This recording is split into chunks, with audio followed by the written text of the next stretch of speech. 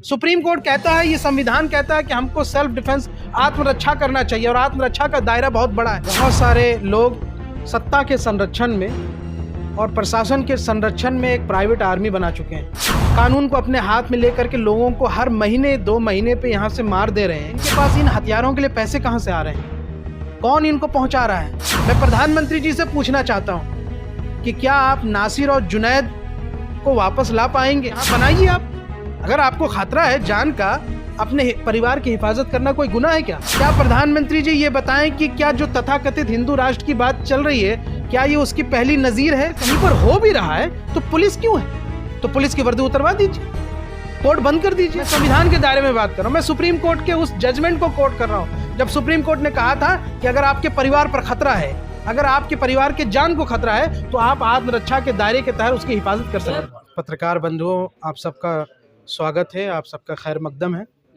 आज जिस मुद्दे पर हम प्रेस कॉन्फ्रेंस कर रहे हैं वो मुल्क में जो हालात बने हैं, पिछले दिनों आपने देखा कि किस तरीके से जुनैद और नासिर की निर्मम हत्या कर दी गई। उस नरकंकाल को देख करके आप लोगों का कलेजा सिहर उठा होगा। लेकिन ये हालात क्यों बन रहे हैं? कौन है ऐसे लोग जो देश को अराजकता की तरफ ले जा रहे हैं? कौन है ऐसे लोग जो कानून को हाथ में ले रहे हैं लेकिन प्रशासन चुप खड़ी है?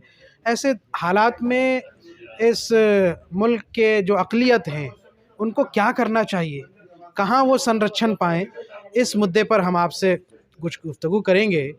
और इसलिए मैं जो भी कहूँगा संविधान के दायरे में कहूँगा, और इसलिए मैं संविधान की किताब आपके सामने लाया हूँ कि इस मुल्क के संविधान ने, इस मुल्क के आइन ने इस देश के हर एक नागरिक को अपनी सुरक्षा का अधिकार दिया और हमारा फ़र्ज़ है कि हम अपने जान माल की हिफाजत करें।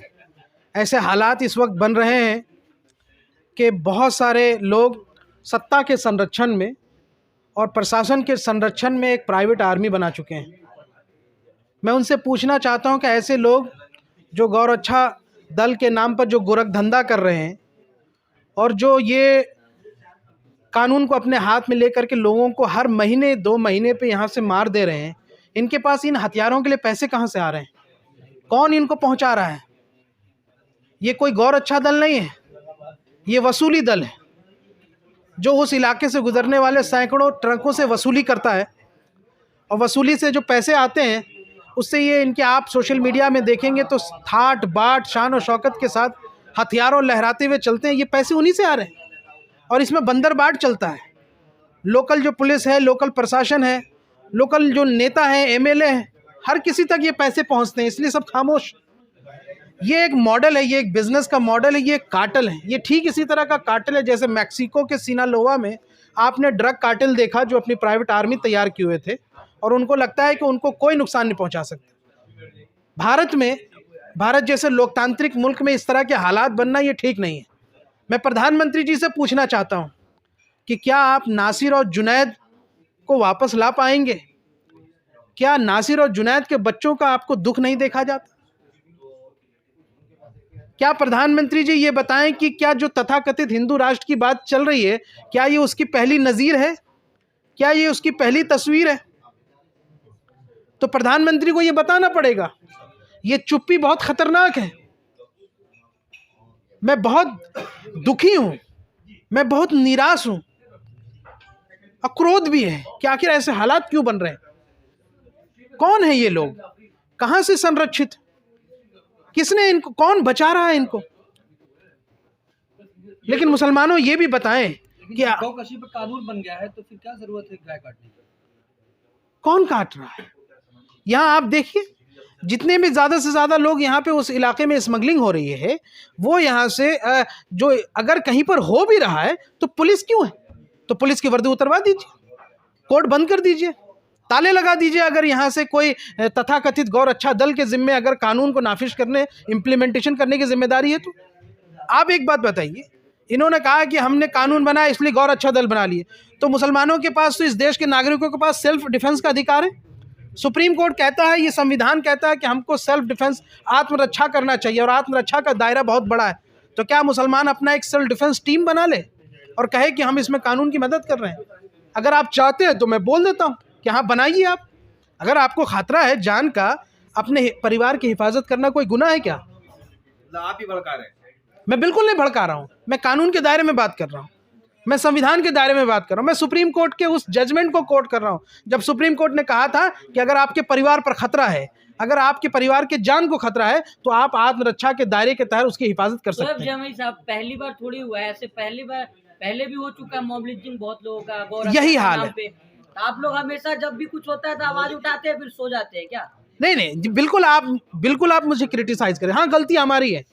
जब ऐसे कुछ हालात होते हैं तो हम 2 दिन मीडिया पे हम कुछ आवाज़ उठाते हैं, कुछ लोग यहाँ से भाड़े के टट्टू टेलीविज़न पे आकर के बीजेपी आरएसएस को सपोर्ट करना शुरू कर देते हैं।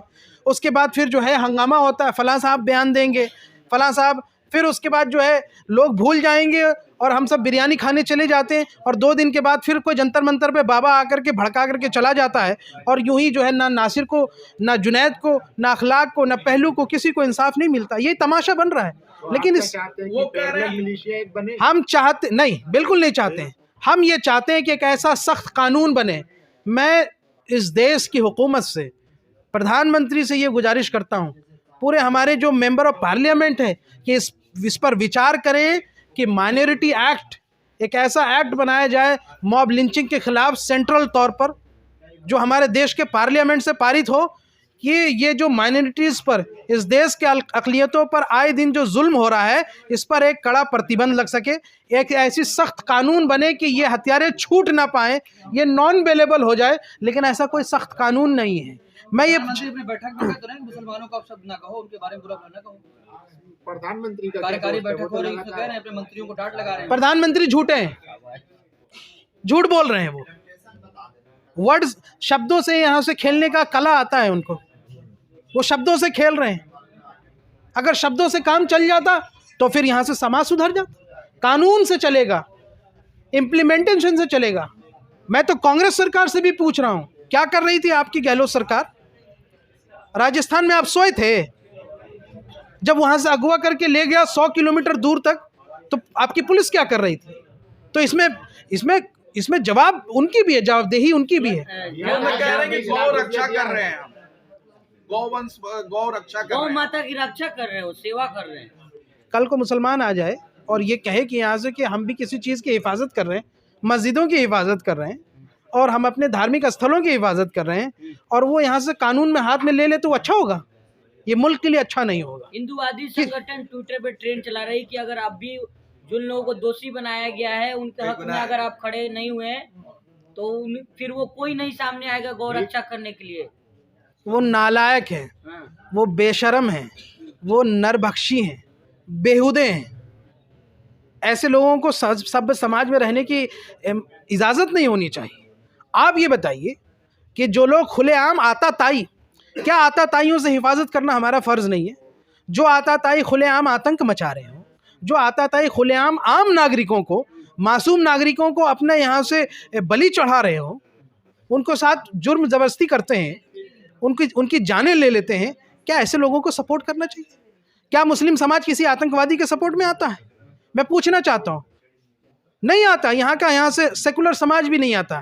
लेकिन ये जो वो खुद कह रहा है मैंने ये काम किया ही नहीं है, गुड़गांव में बना के बोल रहा है। गुड़गांव में था, बोनू जो एक्यूज था, मैंने गुड़गांव में था, मैं उस तरह था ही नहीं, फंसाया जा रहा है, वीडियो बना के बोला है, फंसाया जा रहा है, हमारा कोई लेना देना नहीं है। जब श्रद्धा का मामला हुआ था तो ये कह रहा था कि आफ्ताब भी जो है ना वो खुद को बेगुनाह मानता है। जब यहाँ से कहीं रेप हुए थे, ठीक है ना, इस देश में जितने भी रेप हुए, जो मुकेश नामी रेपिस्ट था जिसको आप कोर्ट ने सज़ा सुनाई, वो बरसों तक कहता रहा कि मैं बेगुनाह हूँ। हर अपराधी अपने आप को बेगुनाह कहता है, लेकिन आप उसका यहाँ से इतिहास तो देखेंगे, आप ये तो देखेंगे कि ये किस तरीके से प्राइवेट आर्मी लेके घूम रहे। कौन, मैं पूछता हूँ कि इनको हथियारों के लिए कौन पैसा दे रहा है? ऐसे ऐसे हथियार जो पुलिस के पास भी नहीं है, कहाँ से आ रहे हैं? ये उस वसूली के धंधे से आ रहे हैं। माफ़ कीजिएगा, गौ रक्षा वाले यहाँ से जो गौशालाएँ चलाते हैं वो एक अलग चीज़ है, मैं उनका विरोध नहीं कर रहा हूँ, अपनी गौशालाएँ चलाएं आपके आस, लेकिन ये गौ रक्षा के नाम पर ये जो तथाकथित आतंक फैला रहे हैं, इनको घोषित करना चाहिए कि ये टेररिस्ट है। ये एक टेररिस्ट आतंकवादी संस्थाएं हैं जो आतंक है उसके पास। आप कैसी बात कर रहे हैं? वो आपने देखा, मदद करता है पुलिस की, वो बता रहा है उस बात में। अच्छा, वो बता रहा है ना। तो मैं ये कह रहा हूँ कि ये पुलिस वाले भी तो बंदरबाट कर रहे हैं। मैं तो बता रहा हूँ कि वसूली का पैसा, चंदे से उगाया हुआ पैसा, ट्रकों से उगाया हुआ पैसा, ये सब में बंदरबाट होता है। पुलिस भी मिली है, प्रशासन भी मिली है, लोकल जो है पॉलिटिशियंस भी मिले हैं, सब मिल करके। फोटो आपका गृह मंत्री से मिला हुआ है, आदेश वहां से हो रहा है क्या? ऐसा ही है। सत्ता का संरक्षण जिन अपराधियों को होगा, उन अपराधियों को समाज हीरो बना देता है। यही तो हमारा सवाल है कि अगर सत्ता का संरक्षण ऐसे अपराधियों, ऐसे आतंकियों, ऐसे यहाँ से क्रिमिनल लोगों को मिलता रहेगा, तो फिर यहाँ से सुप्रीम कोर्ट क्या कर रहा है? फिर तो कलंक लग जाना चाहिए। सांसद भी कहती है कि अपने साथ हथियार रखो, चाकू रखो, सब्जी काट कर नहीं है, रक्षा के लिए भी। अगर यही बात कोई मुस्लिम नेता बोल दे तो अभी जेल के अंदर हो जाएगा। अभी यही बात कोई यहाँ से हम जैसे लोग अगर बोल दें तो यूएपीए लगा देंगे। हम नहीं बोलते, हम तो सिर्फ इस बात की कह रहे हैं कि मैं सिर्फ एक सवाल पूछ रहा हूँ आप पत्रकार साथियों से और जो दर्शकों तक, कि हमें ये जो भारत का संविधान है, ये जो कानून है, सुप्रीम कोर्ट है, ये हमें आत्मरक्षा का अधिकार देता है या नहीं देता है? और अगर देता है तो इसको इलोबरेट किया जाए। सुप्रीम कोर्ट इसको इलोबरेट करके बताए कि माइनॉरिटीज़ पे अगर जान का खतरा होगा तो वो अपनी आत्मरक्षा के लिए क्या कर सकते हैं। इससे लोग अनजान हैं और इस पर चर्चा होनी चाहिए। मैं कहता हूँ टेलीविज़न पर चर्चा हो, पार्लियामेंट के अंदर चर्चा हो, आम चर्चाएं हों कि जब इतना बड़ा खतरा बन रहा हो तो आत्मरक्षा के लिए क्या क्या करना चाहिए। मैं इस पर ज़्यादा नहीं जाना चाहता हूँ। मैं किसी को हरियाणा में हीराज में ज़्यादातर घट रही है, क्यों? राजस्थान, हरियाणा, ये मैंने आपको बताया, ये एक मोडस ऑपरेंडी है, ये एक कार्टेल है। ये राजस्थान हरियाणा के बॉर्डर में, ये जो पूरा बॉर्डर का एरिया, यहाँ पे एक नेक्सस है। इन नेक्सस में पुलिस वाले, पॉलिटिशियन और ये तथाकथित गौर अच्छा दल ये शामिल हैं। ये पैसे कमाते हैं, इनके आलिशान बंगले देखेंगे आप, गाड़ियाँ देखेंगे। आखिर उन जो सुरक्षा के लिए उन्होंने रख रखा है अपने लिए साथ, जो 16-15 लोग लेके घूमते हैं, सोशल मीडिया में आप लोग देख ही रहे हैं, कहाँ से आ रहा है वो पैसा, कौन दे रहा है वो? ये सवाल पूछा आप लोगों ने? सवाल ये भी उठता है कि जब जान का माल का खतरा है तो ऐसे काम छोड़ दे ना, मुसलमाने से काम छोड़ दे। कौन कर रहा है? क्या इस पे यहाँ से जुनैद और नासिर पे यहाँ से तस्करी करने का कोई बता रहे कि 5 आरोप मुकदमे है ना? कहाँ कन्विक्शन है बताइए, कहाँ कन्विक्शन है बताइए आप? और अगर मान लीजिए कन्विक्टेड होंगे भी तो क्या आप इस बात को जस्टिफाई कर पाएंगे कि एक नागरिक जो कोई other than police, other than यहाँ से वो अथॉरिटी जिसके ऊपर कानून नाफिज करने की जिम्मेदारी नहीं है, क्या उसकी जान ली जा सकती है? ये 2 लोग अपने ससुराल गए थे, अपने किसी काम से गए थे, और आप उसका अपहरण हो जाता है, बजरंग दल के लोग उसको उठा के ले जाते हैं, पुलिस के पास मारते पीटते पुलिस के पास लेके जाते हैं। पुलिस कहती है कि यहाँ से, आप सुनिए उनके चाचा का बयान, कि पुलिस कहती है कि भाई तुम जिस हालत में लेके आए हो हमारे पास मत जाओ। फिर उसको वापस हरियाणा लेके जाते हैं और उसको यहाँ से कहीं पर जला दिया जाता है सबूत मिटाने के लिए।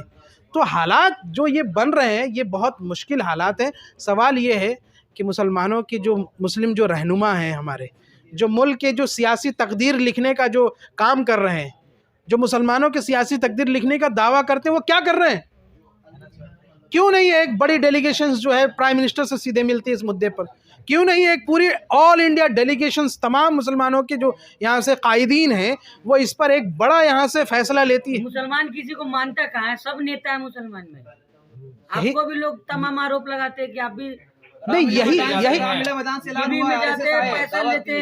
यही सवाल है कि लोग जो है एक दूसरे के टांग, आज जो हालात क्यों बने, हम कमज़ोर इसलिए हैं, हमें यहाँ से हमारी आवाज़ की वैल्यू नहीं बन रही है, हमारी कोई सुन नहीं पा रहा, हम पॉलिटिकली इररिलेवेंट इसलिए हुए हैं मेरे दोस्तों क्योंकि हम में एकजुटता नहीं है, क्योंकि हम एक दूसरे के टांग खींचने पे लग जाते हैं। हम सबको अपना कॉन्टेम्परेरी कॉम्पिटिटर समझने लगते हैं कि अरे वो कैसे नेता बन गया, वो कैसे आगे बढ़ गया, हम भी क्यों नहीं बढ़ रहे?